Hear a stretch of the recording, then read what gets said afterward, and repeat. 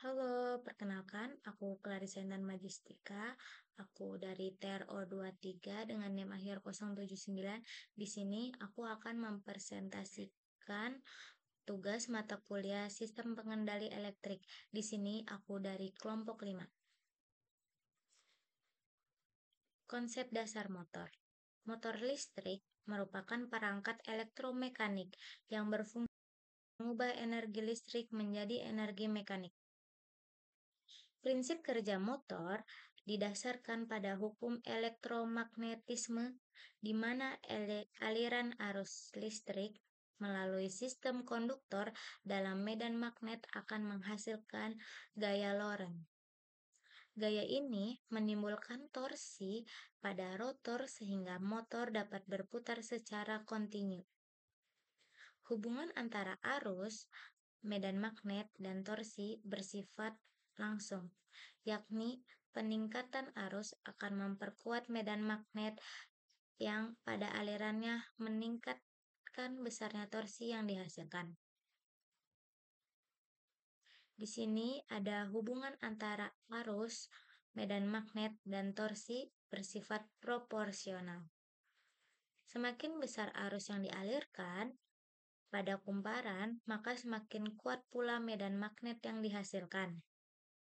Peningkatan medan magnet tersebut berimplikasikan pada bertambahnya gaya Lorentz, yang secara langsung meningkatkan besarnya torsi motor. Dengan demikian, kontrol arus dan intensitas medan magnet menjadi faktor fundamental dalam menentukan performa motor listrik, baik dalam hal kecepatan putaran maupun kapasitas torsi yang dihasilkan. Di sini ada motor brush, struktur, cara kerja, kelebihan, dan kekurangan. Penjelasan struktur itu terdiri dari stator, penghasil medan magnet, rotor atau armatur kumparan berputar, komutator itu cincin terbelah pembalik arus, dan brush atau sikat penghubung arus dari sumber ke komutator. Cara kerja: arus listrik mengalir dari brush ke komutator ke rotor. Rotor yang berarus dalam medan magnet stator mengalami gaya Lorentz, menghasilkan torsi yang memutar. Kelebihan: struktur sederhana dan biaya murah. 2. Memudahkan operasikan langsung dengan sumber DC. 3. Mampu menghasilkan torsi awal tinggi. Kekurangan: brush dan komutator cepat arus karena gesekan. Brush dan komutator cepat aus karena gesekan. 2. Timbul percikan listrik, sparking, dan kebisingan. Di sini ada contoh aplikasi motor brush. Di sini ada mainan anak, mobil mainan, atau robot sederhana, atau yang lainnya. Di sini kenapa alasan pemilihan motor brush? Motor brush dipilih karena mudah, ringan, mudah dioperasikan dengan baterai, serta mampu menghasilkan putaran cepat untuk sistem sederhana. Kipas kecil, kipas USB, kipas portable. Motor brush dapat bekerja dengan sumber DC rendah.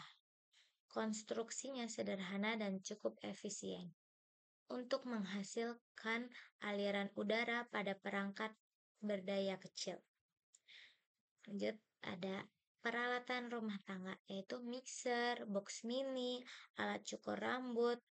Kenapa pakai motor brush?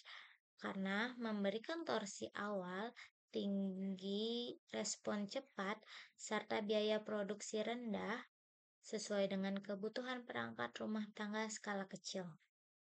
Di sini ada gambarnya, ada gambar mainan anak pas kecil, rumah tangga. Lalu kita lanjut ke pengendalian motor DC, arah dan kecepatan. Pengendalian motor DC, arah dan kecepatan.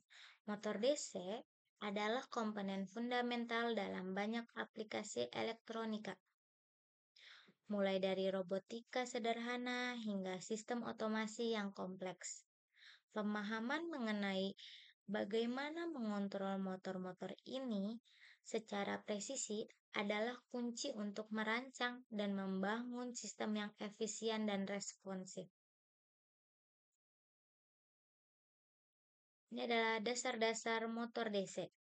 Motor DC atau motor arus searah bekerja berdasarkan prinsip gaya Lorentz. Ketika sebuah konduktor berarus listrik berada dalam medan magnet, konduktor tersebut akan mengalami gaya dalam motor DC. Kumparan rotor dialiri arus listrik yang ditempatkan dalam medan magnet yang dihasilkan oleh magnet permanen atau elektromagnet stator. Interaksi antara medan magnet, stator, dan medan magnet yang dihasilkan oleh kumparan rotor menciptakan torsi yang menyebabkan rotor berputar.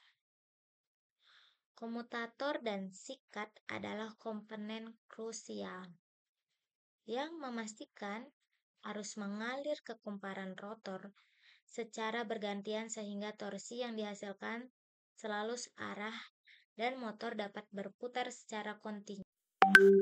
Tanpa komutator, rotor hanya akan berputar setengah putaran dan berhenti. Di sini ada arah putaran motor DC secara langsung ditentukan oleh arah aliran arus listrik melalui kumparan armaturnya. Mengubah arah atau membalik polaritas. Mengubah arah sama dengan membalik polaritas. Prinsip paling dasar untuk mengubah arah putaran motor DC adalah dengan membalik polaritas tegangan yang diberikan ke terminal motor. Jika motor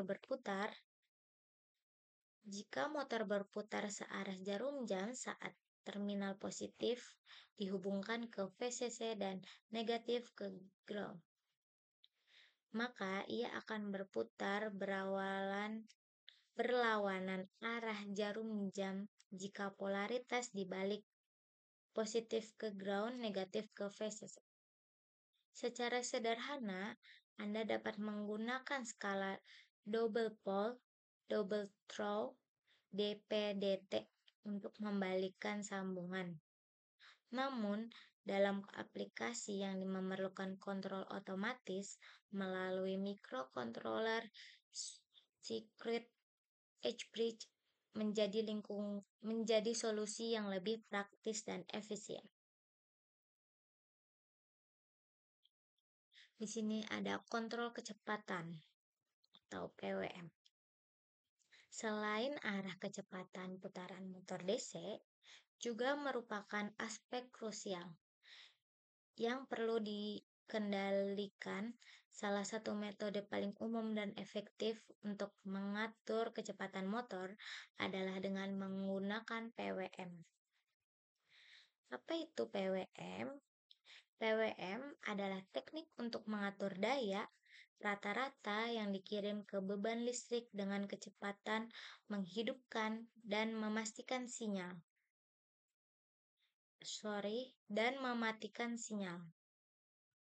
Dengan mengubah durasi duty cycle dari sinyal pulsa periodik, kita dapat mengubah tegangan efektif yang diterima motor.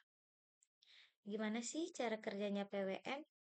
Motor DC menerima serangkaian pulsa tegangan. Semakin lebar pulsa duty cycle tinggi, semakin besar tegangan rata-rata yang diterima motor, sehingga motor berputar lebih cepat. Sebaliknya, duty cycle rendah akan menghasilkan tegangan rata-rata yang lebih kecil, membuat motor berputar lebih lambat. Keuntungan PWM apa sih? Yaitu efisiensi tinggi karena daya yang hilang dalam transistor Switching minimal transistor beroperasi di mode on atau off penuh. Kontrol presisi yang mudah diimplementasikan dengan mikrokontroler dan meminimalkan pemasaran lebih pada komponen. Di sini ada ilustrasi PWM duty cycle. Ini gambar A itu duty cycle tinggi. Motor menerima daya lebih banyak berputar cepat. Ini pada pedal gas ditekan penuh pada mobil. Gambar B itu duty cycle rendah. Motor menerima daya lebih sedikit berputar lambat seperti pada gas ditekan sebagian kecil. Kita lanjut. H-bridge. Siklus H-bridge adalah kunci untuk mengontrol arah dan kecepatan motor DC secara elektronik, terutama dengan mikrokontroler. Disebut H-bridge karena konfigurasi 4 skalar.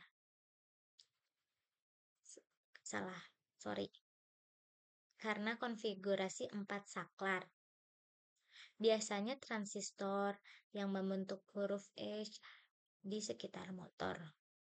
Dengan mengaktifkan pasangan transistor yang berbeda, H-bridge dapat mengubah arah aliran arus melalui motor. Misalnya, mengaktifkan Q1 dan Q4 akan membuat motor berputar searah jarum jam, sedangkan mengaktifkan Q2 dan Qt akan membalikan arah putaran. Untuk kontrol kecepatan, salah satu input H-bridge atau kedua input menggunakan metode tertentu dihubungkan ke pin PWM dari mikrokontroler. Di sini simulasi H-bridge.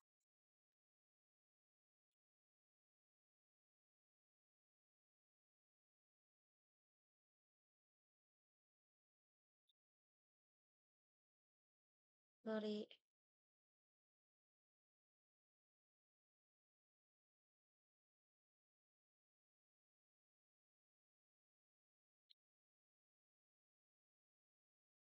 Masalah di motor listrik. Motor cepat panas. 1. Pasokan daya.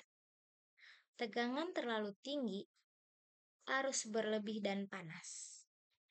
Ketidakseimbangan atau putus salah satu fasa, arus meningkat dan motor panas. 2. Sistem pendingin. Ventilasi tersumbat debu. Pembuangan panas terhambat, pelumas kurang, gesekan tinggi dan panas. 3. Kondisi lingkungan. Suhu sekitar tinggi. Pendinginan berkurang. Kelembapan tinggi, isolasi rusak dan bocor arus. 4. Kerusakan komponen. Hambatan listrik tinggi pada belitan sama dengan panas. Isolasi rusak yaitu kebocoran atau konslet. Lilitan tidak sesuai, kawat terlalu kecil, arus besar dan panas. 5. Beban dan operasi. Overload atau arus berlebih. Lalu terlalu sering on off atau panas berlebih. Masalah di motor listrik, yaitu motor keausan. 1. Mekanis.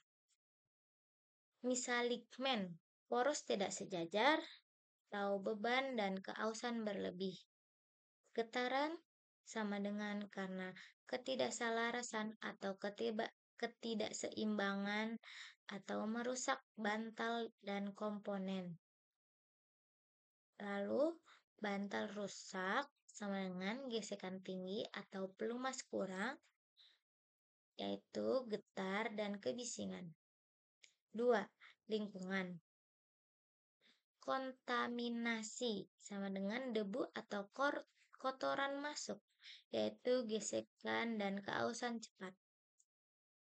Kelembapan dan korosi, yaitu merusak isolasi dan komponen internal. Suhu ekstrim sama dengan mempercepat penuaan dan menurunkan performa motor. 3. Listrik dan operasional. Overload atau arus lebih, yaitu melebihi kapasitas, efisiensi turun, dan komponen rusak. Lalu overheat. Pendinginan gagal atau suhu tinggi sama dengan atau kerusakan serius. Isolasi rusak menyebabkan bocor arus atau konsleting, motor gagal total.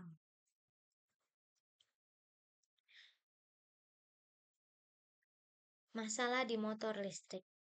1. Kerusakan isolasi lilitan. Usia dan panas berlebih bisa menjadi isolasi rapuh kawat saling bersentuhan. Kelembapan dan kotoran, yaitu jalur konduktif, isolasi rusak. Over voltage, lonjakan tegangan merusak isolasi, yaitu short circuit. 2. Kerusakan fisik dan kabel. Kabel terlupas atau terjepit karena konduktor saling bersentuhan. Pemasangan buruk, sambungan longgar, ukuran kabel salah, yaitu menyebabkan panas berlebih dan konduktor terbuka.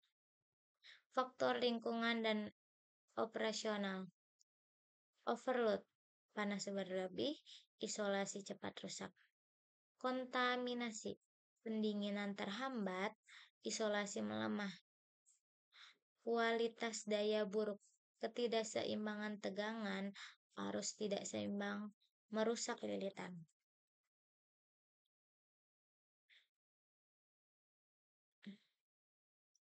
Maintenance motor, yaitu pembersih rutin.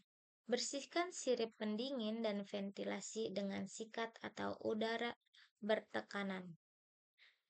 2. Memeriksa isolasi atau uji tahanan isolasi dengan insulation tester untuk mencegah short circuit. 3. Pengecekan komponen listrik atau pastikan kontak, sikat, dan sambungan bebas kotoran dan korosi. 4. Pemantauan arus. Pantau arus operasi, jangan melebihi batas nameplate. 5. Pemantauan suhu. Digunakan temperatur gun untuk deteksi panas lebih. 6. Pemeriksaan bearing. Cek keausan dan ganti bila aus agar gesekan tidak berlebih. Protection motor. Sekring, fuse, memutus rangkaian otomatis saat arus lebih untuk mencegah kerusakan internal. Relay proteksi, melindungi motor dari overload dan gangguan arus berlebih. Deteksi abnormal, sistem monitoring untuk mendeteksi kondisi tidak normal saat motor beroperasi. Lampu indikator dan alarm, dicek rutin agar sistem proteksi panel berfungsi normal. Ini adalah perbedaan brush dan brushless motor. Di sini ada gambarnya, ini brush DC, ini brushless DC. Perbedaan utama antara motor brushless dan motor brush terletak pada mekanisme komutasi dan konstruksinya. Motor brush menggunakan sikat karbon yang bergesekan dengan komutator pada rotor untuk mengalirkan arus listrik. Gesekan ini menghasilkan panas, keausan, dan mengurangi efisiensi. Sebaliknya, motor brushless menggunakan ECC untuk mengontrol arus listrik secara elektronik, menghasilkan gesekan dan meningkatkan efisiensi. Di sini ada perbedaan. Brushless, motor brush. Cara kerjanya motor brushless. Brushless motor menggunakan sensor dan magnet permanen pada rotor.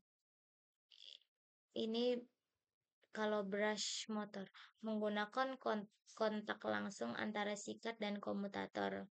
Kompleksitas lebih kompleks dan membutuhkan driver tambahan.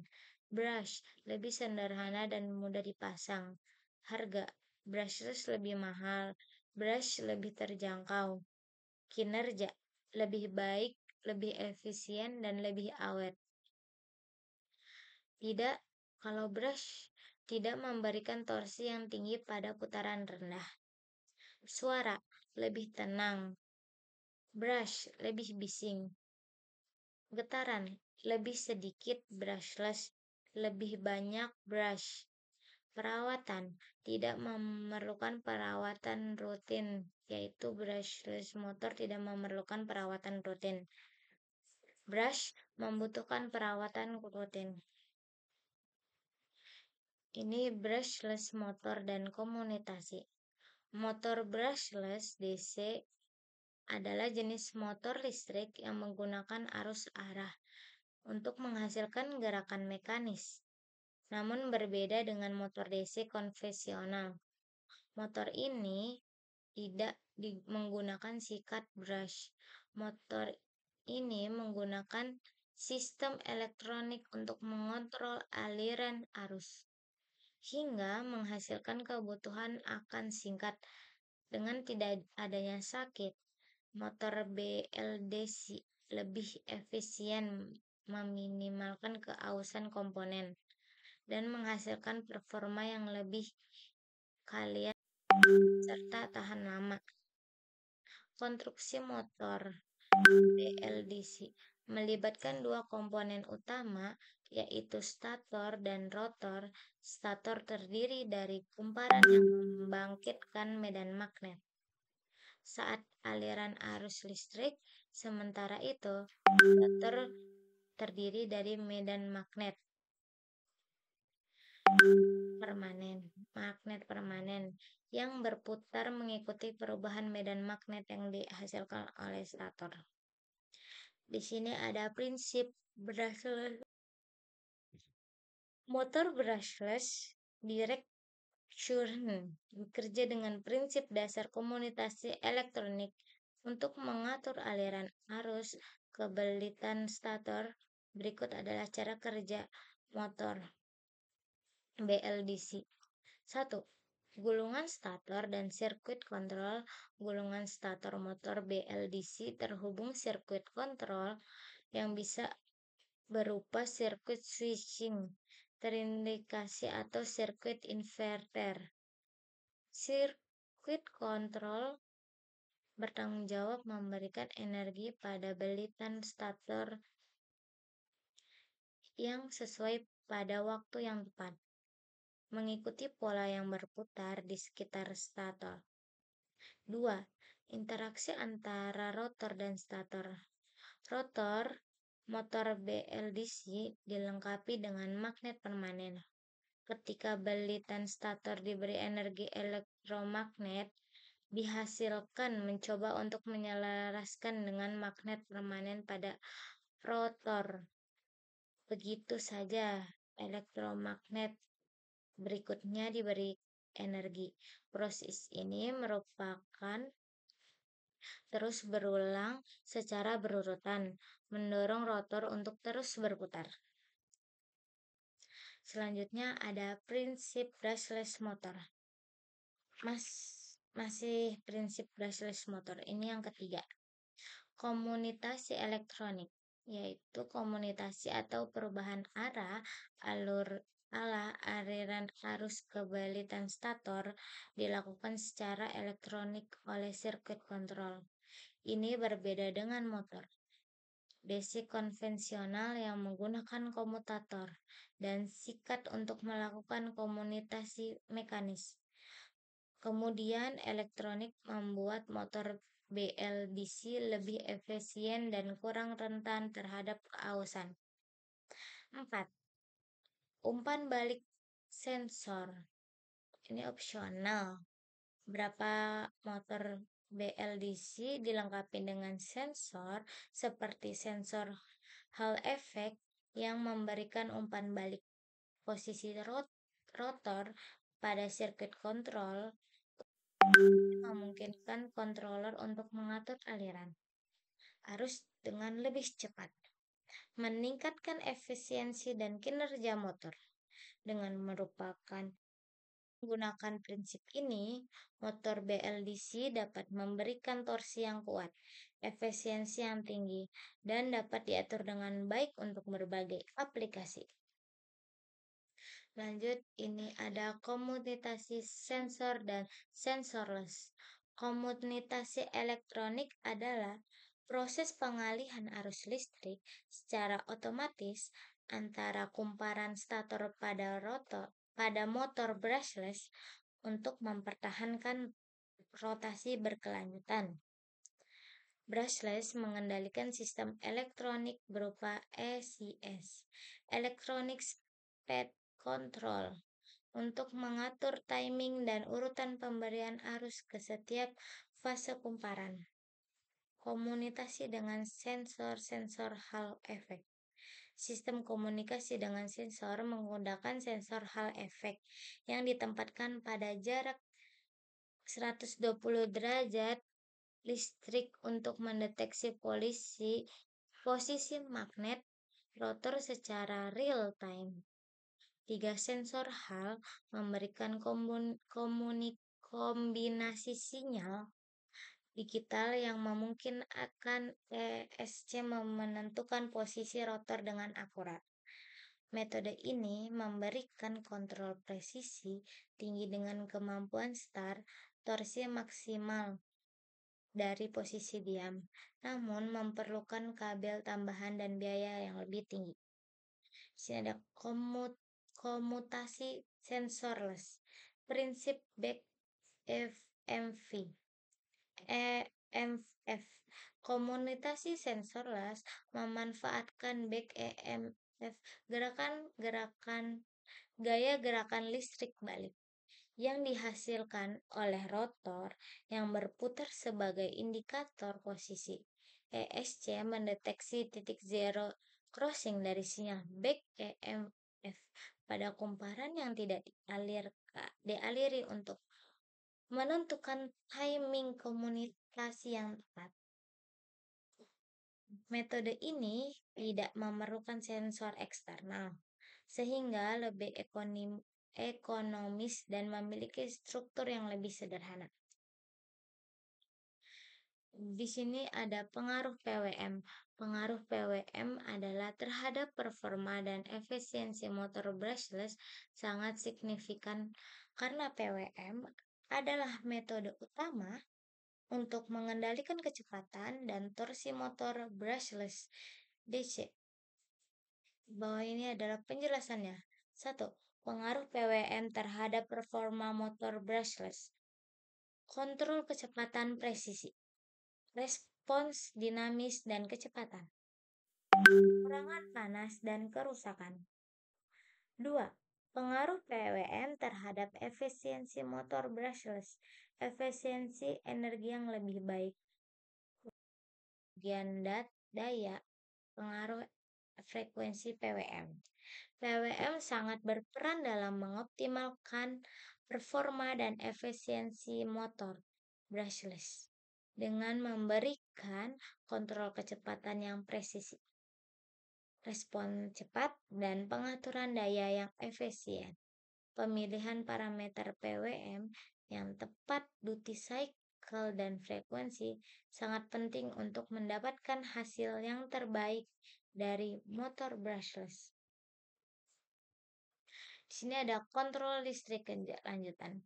Kontrol listrik kelanjutan adalah sistem yang digunakan untuk mengatur, memantau, dan mengoperasikan peralatan listrik seperti motor, mesin, dan sistem HVAC secara otomatis.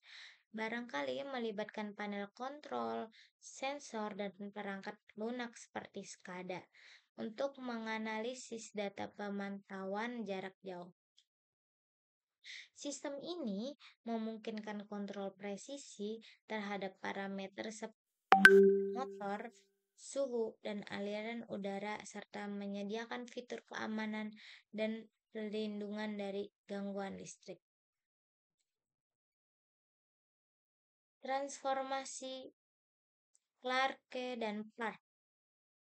Transformasi koordinat seperti transformasi Clarke dan transformasi Park biasanya digunakan untuk kontrol berorientasi lapangan dari mesin AC 3 fasa.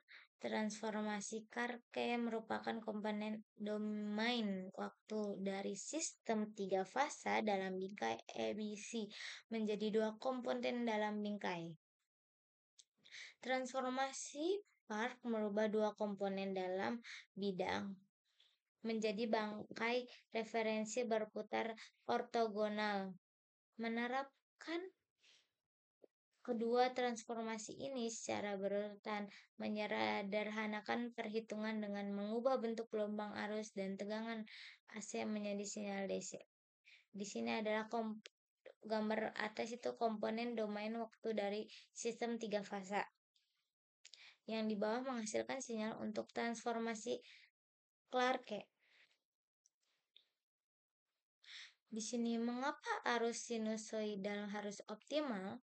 Energi analisis keadaan setiap sinusoidal mempelajari rangkaian listrik setelah bagaimana transien hilang, yaitu ketika rangkaian sudah stabil dan semua tegangan serta arus membentuk gelombang sinus dan frekuensi yang sama. Pada kondisi ini, amplitudo dan fasa harus maupun tegangan dianggap konstan. Hal ini memungkinkan penggunaan fasor untuk merepresentasikan sinyal sehingga hukum Kirchhoff dan metode dapat diterapkan seperti pada rangkaian DC. Agar analisis keadaan tetap sinusoidal bisa dilakukan, rangkaian harus diberi sumber tegangan atau arus berbentuk sinusoidal. Contohnya, generator fungsi atau sistem tenaga listrik yang menghasilkan tegangan sinusoidal murni pada satu frekuensi tanpa harmonisa. Dengan sumber tersebut, rangkaian akan mencapai osilasi yang stabil sehingga analisis dengan fasor menjadi valid. Sini ada konsep Space Vector Modulation (SVM) untuk kontrol presisi. Modul vektor ruang SVM adalah cara mengatur kerja inverter pada motor listrik, terutama motor induksi dan motor sinkron magnet permanen PMSM. Tujuan untuk menghasilkan pulsa-pulsa listrik yang tepat agar motor bisa berputar sesuai kecepatan atau torsi yang diinginkan. Teknik ini mengatur kapan saklar inverter hidup dan mati, sehingga tegangan yang keluar sesuai kebutuhan motor. Karena itu, SVM sering disebut juga SVPWM, Space Vector Pulse Wind Modulation. Di sini ada implementasi SVM dari mulai input data, normalisasi, training SVM, testing SVM, hasil klarifikasi, selesai. Dalam implementasi SVM, inverter 3 fasa dikendalikan menggunakan 3 H-bridge. Setiap H-bridge dapat diatur untuk menghasilkan kombinasi tertentu dari tegangan keluaran. Komunikasi ini disebut vektor ruang, space vector, dan jumlahnya ada beberapa jenis, V1 sampai V6 untuk vektor aktif, sektor V0 dan V7 untuk vektor 0. Pemilihan konfigurasi H-bridge yang aktif tidak dilakukan sembarangan, melainkan tergantung pada posisi sudut medan magnet proton. Dengan begitu, tegangan yang dihasilkan selalu selaras dengan arus flux rotor, sehingga motor bisa berputar dengan torsi optimal dan gelombang arus lebih halus. Ini ada implementasi SVM. Pada proses ini, sinyal PWM digunakan untuk mengatur lama waktu setiap vektor aktif maupun nol diaplikasikan. Sinyal PWM dalam SVM dapat dibagi menjadi dua jenis. For pass, kondisi ketika salah satu fasa dipaksa aktif oleh sinyal PWM. Hal ini menghasilkan vektor aktif V1 dan sampai V6 yang mengarah tegangan ke arah tertentu pada bidang vektor. Unforced pass, kondisi ketika tidak ada fasa yang dipaksa aktif, inverter masuk ke vektor 0, V0 atau V7, sehingga tegangan output menjadi 0. Fase ini penting untuk memberikan jeda, mengurangi rugi-rugi switching, dan menjaga kestabilan sistem. Di sini ada datasheet. 1. Pas. Simbol angka 3 dalam gelombang sinus sebagaimana tertera di gambar. Nameplate motor di atas adalah menandakan bahwa motor tersebut merupakan motor 3 fasa. 2. Frekuensi merupakan besaran frekuensi yang harus diterima motor agar motor berputar jumlah putaran sesuai nameplate. 3. Daya menunjukkan besarannya output daya motor dalam satuan kW, yaitu kilometer watt. Pada motor lain juga satuan daya HP, horsepower. 4. Tegangan kerja motor sama dengan dilambangkan dengan simbol U, atau pada nameplate lain sudah dilambangkan pada simbol V. 5. Arus menunjukkan besarnya arus nominal saat motor bekerja pada beban penuh. 6. Power factor atau cos P.